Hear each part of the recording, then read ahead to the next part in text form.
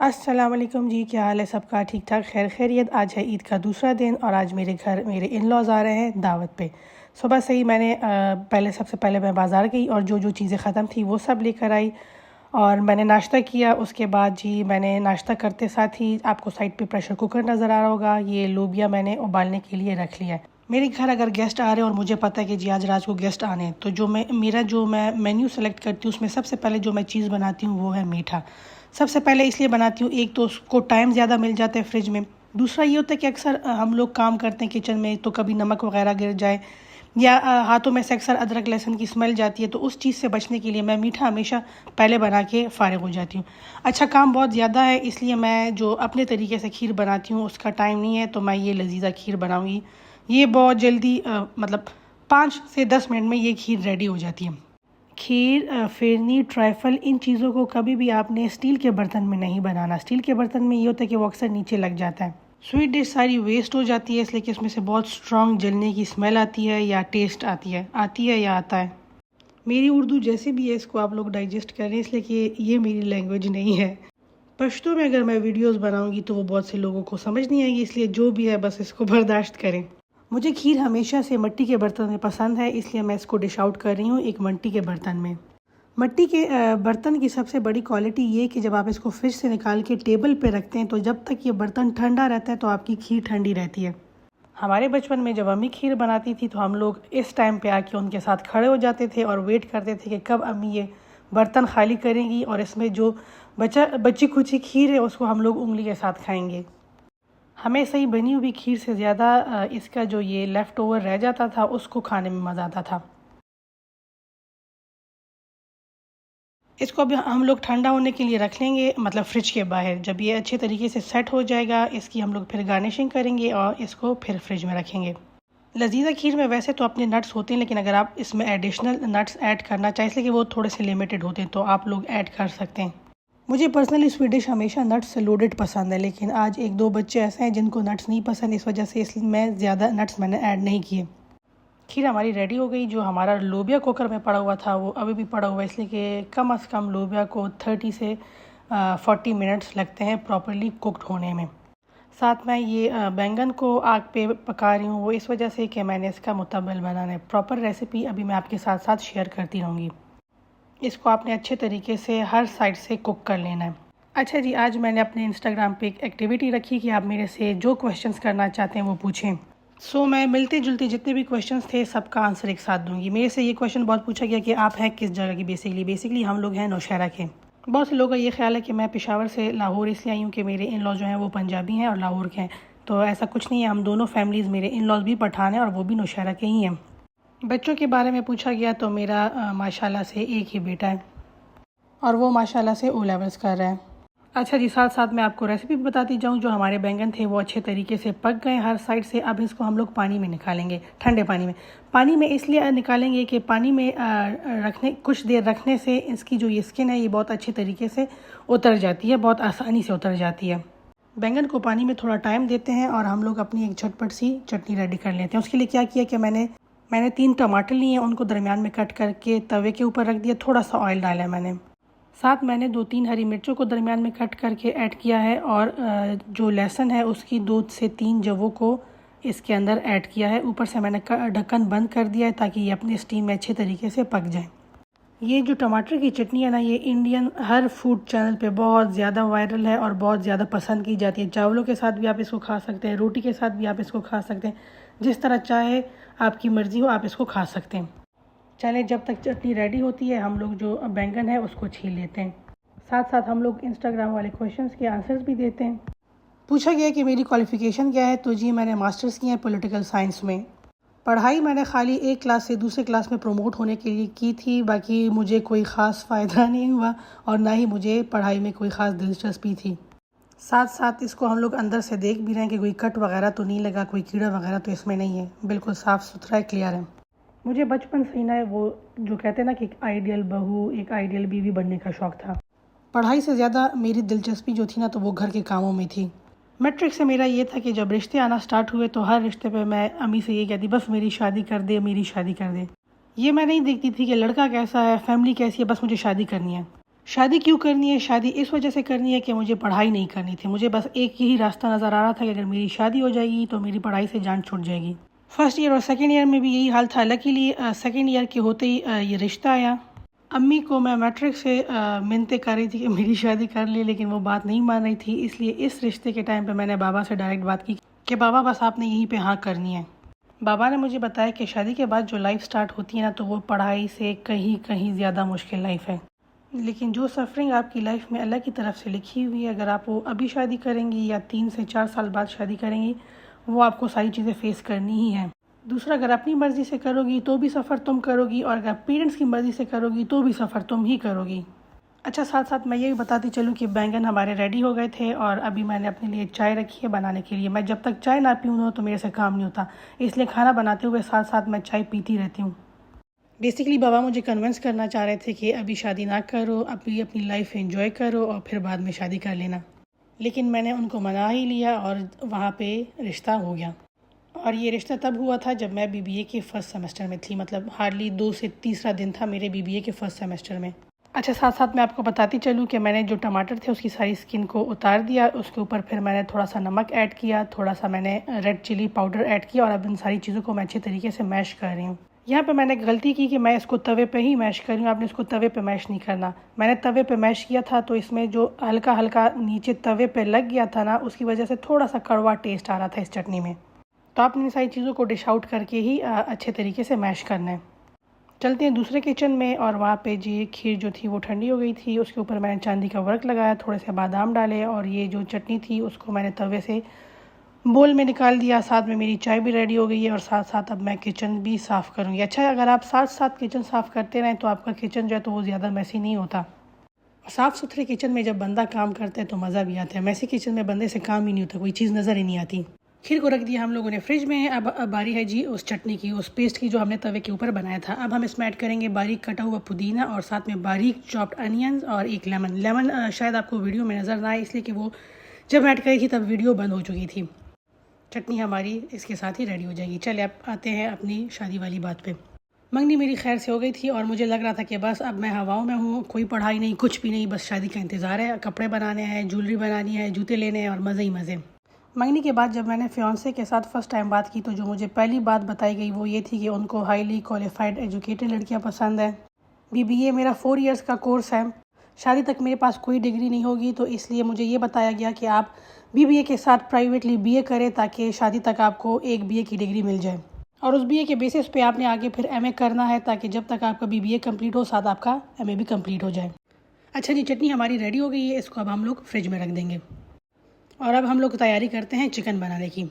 Instagram पे stories में उस दिन मैंने लगाया था कि मैं जब इमरजेंसी हो, अचानक से मेहमान आ जाए तो मैं एक चिकन बनाती हूँ जो कि 5 मिनट में रेडी होता है। आज आपके साथ उसकी रेसिपी शेयर करूँगी।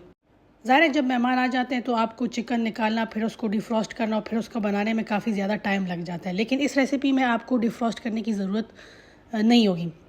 अच्छा, आपको पहले से बता दूं कि ये ड्राइवर चिकन लेकर आया था तो ये काफ़ी छोटी छोटी बोटियाँ उसने काट दी थी। अगर ये मैं नॉर्मल तरीके से भी बनाती तो ये जल्दी डिफ्रॉस्ट हो जाता, लेकिन मैं तो आपको रेसिपी सिखानी थी, इस वजह से मैं कुकर में बना रही हूँ। मैं चिकन को फ्रीज़र से निकाला, उसको कुकर में डाला और उसमें जस्ट हाफ कप मैंने पानी ऐड किया और 1 कप ऑयल। मैंने जो चिकन लिए ये 2 हैं, उनके हिसाब से मैंने ये इतनी क्वांटिटी ली है। और साथ में मैं डालूँगी 1 चम्मच गार्लिक पेस्ट सॉरी। और मैं प्रेशर कुकर को बंद कर दूंगी और जैसे ही फर्स्ट विसल होगी उसके बाद से जस्ट मैंने 2 मिनट्स इसको देने, जस्ट 2 मिनट्स। और जब गैस सारी निकल जाएगी तो मैंने प्रेशर कुकर को खोल लेना है। जब तक चिकन रेडी हो रहा था मैंने यहाँ पे मिल्क शेक बना लिया था और उसको ग्लासेस में डाल के मैंने फ्रिज में रख लिया था। ये काम भी मैंने पहले से कर लिया था कि एंड जब मेहमान आ जाए तो फिर वो जो भाग दौड़ लगी रहती है उससे बचने के लिए मैंने मिल्क शेक भी पहले से बना के ग्लास में डाल के और फ्रिज में रख लिया। हर बार अपने इलेक्ट्रॉनिक्स को यूज़ करने के बाद अगर आप इसको साफ़ करके रखेंगे तो आपके लिए आसानी होगी और आपकी चीज़ें कभी गंदी नहीं होंगी। अच्छा, जब मुझे बताया गया कि बीबीए के साथ आपने बीए भी करने और फिर आपने मास्टर्स भी करने, तो गोया मेरे पे तो एक बम आके गिरा था। एक क़यामत थी जो मेरे पे गुजर रही थी, इसलिए कि मैं तो सब पढ़ाई से बचने के लिए शादी कर रही थी और मुझे क्या मालूम था कि मुझे अब जिस चीज़ से मैं डर रही थी अब वो सारी चीज़ें मुझे डबल करनी होंगी। वो पश्तो में कहते हैं ना कि द बारान न पटेदम और द नावेल आंदे मिश पशवा, वही काम मेरे साथ हो गया। खैर अगेन पश्तो में कहते हैं खुदे चा लपेखा की नुजान दे वर्तमीखा की। मतलब जिस काम से आप भाग नहीं सकते उसको आप ओपन हार्टेडली एक्सेप्ट कर लो। मेरे पास भी और दूसरा कोई ऑप्शन नहीं था, इसलिए मुझे ये सब कुछ करना पड़ा और इस तरह मैं बीबीए के साथ एमए भी मैंने कर लिया। अच्छा, एमए जो था वो मैंने शादी के बाद किया था 2 इयर्स में। बीए शादी से पहले और एमए शादी के बाद। काउंटर भी हमारा साफ़ हो गया और अब हम लोग साथ साथ तैयारी करते हैं पास्ता बनाने की। अच्छा, प्रेशर कुकर जब फर्स्ट विसल बजी उसके 2 मिनट बाद मैंने उसको ऑफ़ कर दिया था। साथ में मैंने अंडे उबालने के लिए रख लिए थे सैंडविचेस के लिए, और कुछ मैं सीख कबाब के साथ रखूँगी। और ये जी मैंने पानी रखा था पास्ता के लिए, उसमें मैंने पास्ता ऐड कर लिया। अच्छा, पास्ता जब भी आप बॉईल करें उसके साथ आपने 2 टेबलस्पून ऑयल लाजमी ऐड करना है, ताकि जो पास्ता है वो आपस में चिपके ना। प्रेशर कुकर से हमने ढक्कन उठा लिया और उसमें जितना भी पानी था उसको आपने बहुत तेज़ आंच पे उसको सारा ड्राई करना है, इसलिए कि 2 मिनट में ये चिकन जितना छोटे छोटे पीसेस थे आपको नज़र आ रहे थे, कुछ हलवा भी हो गए, तो वो इतने टाइम में पक जाते हैं। ज़ाहिर है आप लोग जो चिकन लेंगे वो नॉर्मली कटा होगा और नॉर्मल पीसेस होंगे, तो वो सही प्रॉपर अलग अलग पीसेस होंगे। मेरे जो पीसेस थे चिकन वाले वो बहुत छोटे छोटे कटे हुए थे, तो उसमें से कुछ पीसेस जो थे तो वो ओवर कुक्ड होके मतलब उसके टुकड़े टुकड़े हो गए। कहने का मकसद ये है कि नॉर्मली प्रेशर कुकर में 2 मिनट में चिकन इतना ज़्यादा गलता नहीं है, मतलब वो सही प्रॉपरली कुक्ड हो जाता है। पानी सारा ड्राई हो चुका है, चिकन हमारा सुरख हो चुका है। फिर हम इसमें ऐड करेंगे नमक। इसमें मैंने ज़ीरा ऐड किया है, सूखा धनिया ऐड किया है, और ये मैंने इसमें मेथी, सूखी मेथी ऐड की है, और ये आखिर में चिकन ये रेड चिली पाउडर ऐड किया। अब मैं आपको आसान अल्फाज में बताती हूँ कि आपने फ्रोज़न चिकन निकाला, उसको प्रेशर कुकर में डाला, उसमें आपने जिंजर गार्लिक पेस्ट को ऐड किया, हाफ कप मग नहीं, ठीक है, हाफ कप आपने उसमें पानी ऐड किया, और 1 कप आपने उसमें ऑयल ऐड किया। प्रेशर कुकर को बंद किया और फर्स्ट विसल के बाद आपने जस्ट 2 मिनट्स उसको देने, और उसके बाद आपने प्रेशर कुकर को बंद कर देना है, मतलब आग आपने बंद कर देनी है। गैस निकल जाए आपने ढक्कन खोल लेना है और उसको बहुत तेज़ आंच पे पकाना। अगर कोई पानी वगैरह है तो वो भी ड्राई हो जाए, जो आपका चिकन है वो भी सारा अच्छे तरीके से सुर्ख हो जाए। फिर आपने नमक ऐड करना है, आपने उसमें अगर काली मिर्च ऐड करना चाहते हैं वो भी थोड़ी सी ऐड कर ले, आपने ज़ीरा ऐड करना है, और खुटा हुआ सूखा धनिया आपने इसमें ऐड करके, और थोड़ा सा जो रेड चिली पाउडर होता है वो ऐड कर लेना है, और उसको अच्छे तरीके से मिक्स कर लेना है। फिर आपने हरी मिर्चों को ऐड कर लेना है। ये मिर्चें ज़्यादा तेज़ नहीं थी, इस वजह से मैं इसमें ये मिर्चों वाला पेस्ट भी ऐड कर रही हूँ जो मैंने खुद बनाया था। और गलती से ये वीडियो भी बन गई जिसमें आप देख सकते हैं कि मैं जब मेहमान आ रहे हो तो सारा टाइम इधर इस किचन से उस किचन में और उस किचन से इस किचन में मेरे चक्कर लगे रहते हैं। चलिए जी, अब बनाते हैं पास्ता। थोड़ा सा ऑयल लिया, उसमें हम लोगों ने गार्लिक की पेस्ट को ऐड किया। गार्लिक की पेस्ट को थोड़ा सा पकाने के बाद हम इसमें चिकन क्यूब्स ऐड करेंगे। पढ़ाई को लेके जो ज़िंदगी ने मुझे सबक सिखाया था ना, कि जो चीज़ आपकी किस्मत में लिखी हो या जो चीज़ आपने करनी है वो आपने हर हाल में करनी है, उससे आप चाहे जितना भी भागे ना, आप भाग नहीं सकते। अच्छा, साथ में आपको ये बताऊं कि यहाँ पे हमारा बन रहा है पास्ता, और दूसरे चिकन में नहीं, किचन में ये नीचे झाड़ू भी पड़ी है, इसलिए कि साथ साथ मैं झाड़ू भी चलाती रहती हूँ।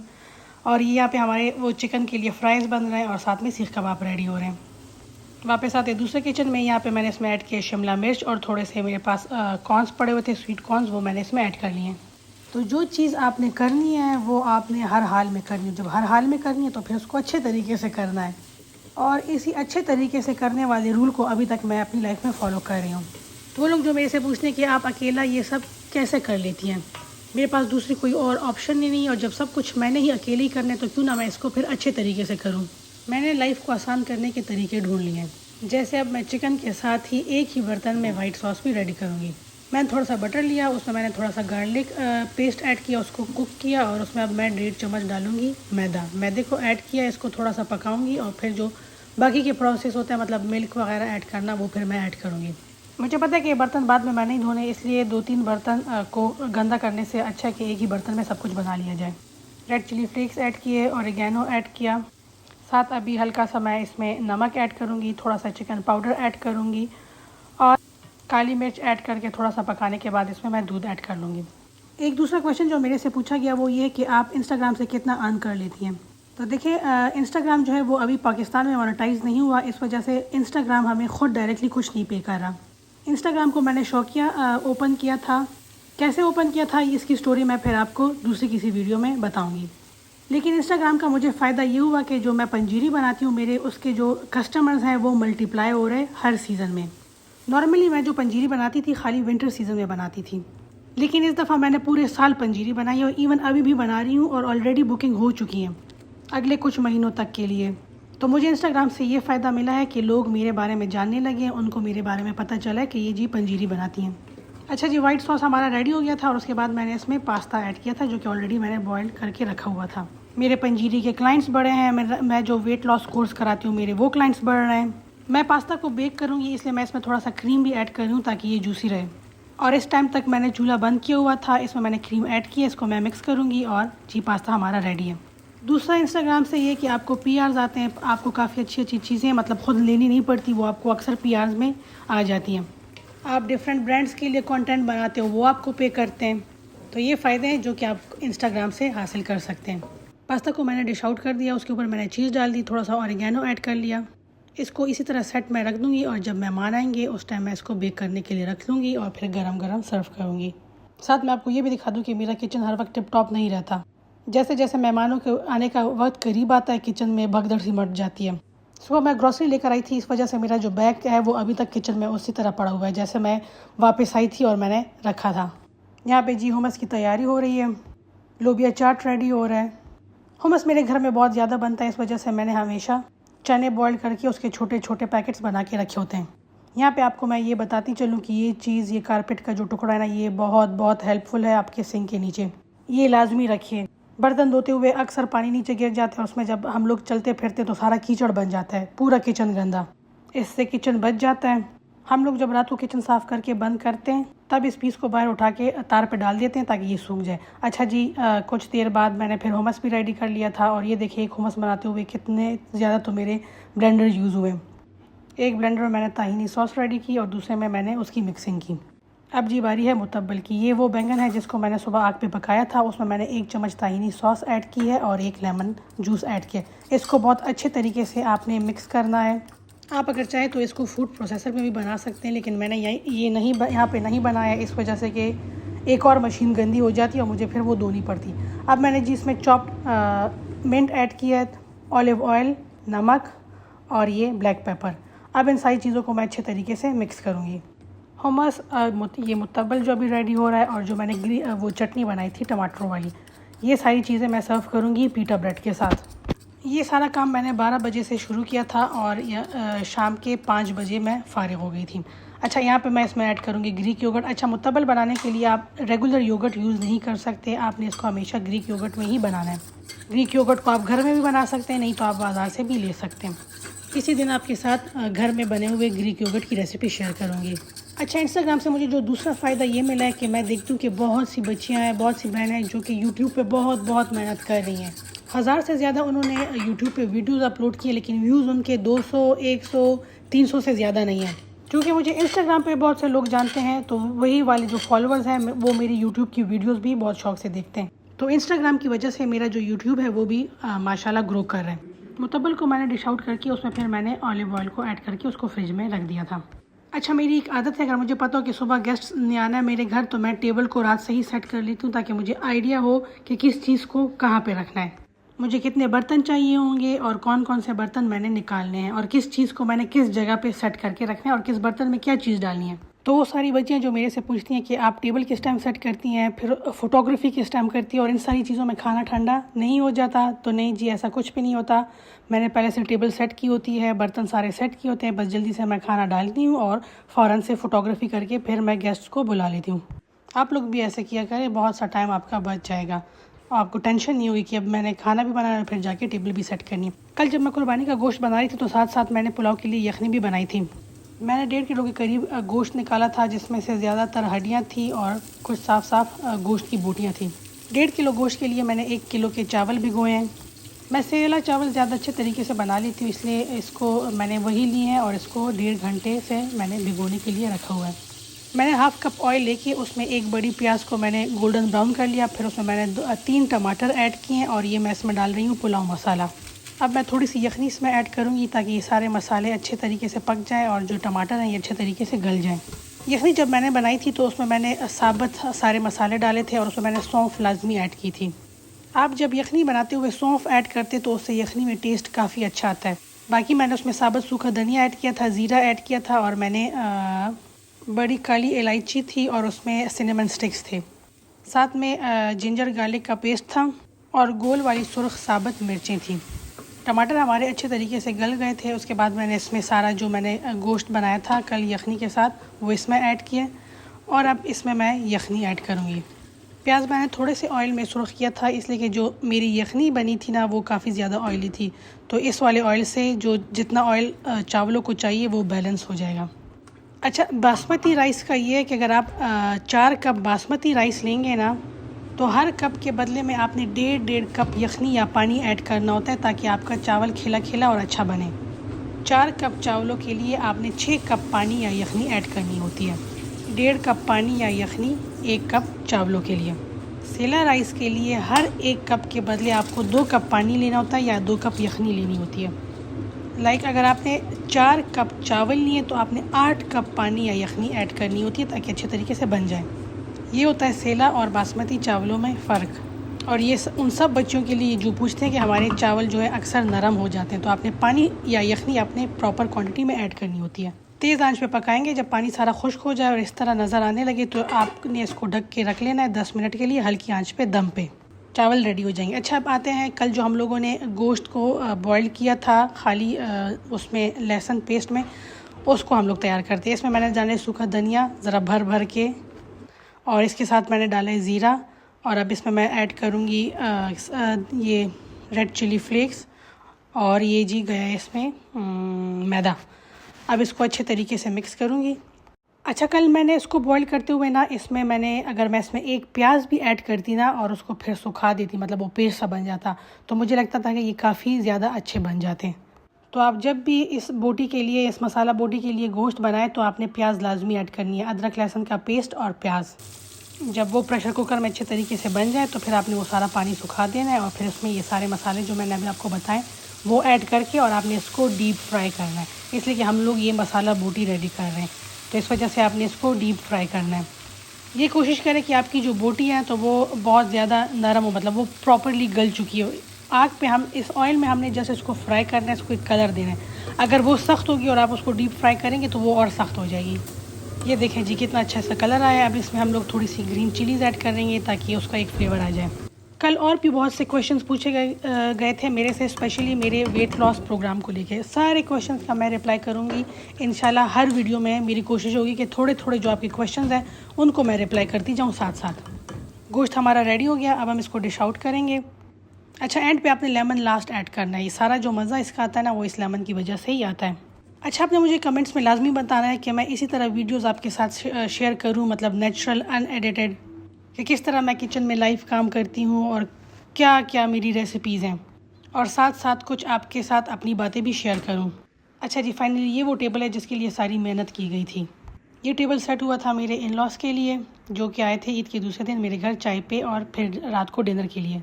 उम्मीद करती हूँ कि आज की वीडियो आपको पसंद आई होगी। कल इंशाल्लाह दूसरी वीडियो के साथ आपसे मुलाकात होगी, और जो क्वेश्चंस मेरे से रह गए वो इंशाल्लाह कल की वीडियो में आप लोगों को उनके सब के जवाब मैं दूँगी। hummus की डिटेल रेसिपी जो है तो वो मेरे इंस्टाग्राम पे मौजूद है। सैंडविचेस की रेसिपी भी मैंने ऑलरेडी शेयर की हुई है अपने इंस्टाग्राम पे, लेकिन आगे फिर आप लोगों के साथ शेयर करूँगी। चलिए जी, आपसे फिर मुलाकात होती है। अपना ख्याल रखिएगा। अल्लाह हाफ़िज़।